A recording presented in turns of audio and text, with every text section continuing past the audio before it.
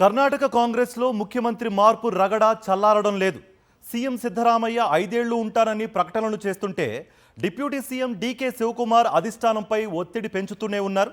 తాజాగా కర్ణాటక కాంగ్రెస్లో dinner politics hot టాపిక్గా మారాయి. రాత్రి 25 మంది డీకే వర్గం ఎమ్మెల్యేలు ఓ ప్రైవేట్ హోటల్లో భేటీ అయ్యి చర్చలు జరిపినట్టుగా సమాచారం. వీరంతా డీకే శివకుమార్కు ముఖ్యమంత్రి పదవి ఇవ్వాలని చాన్నాళ్లుగా వాయిస్ వినిపిస్తున్నవారే. అదే సమయంలో మొన్న జరిగిన సిఎల్పి సమావేశానికి 50 మంది శాసనసభ్యులు డుమ్మా కొట్టారు.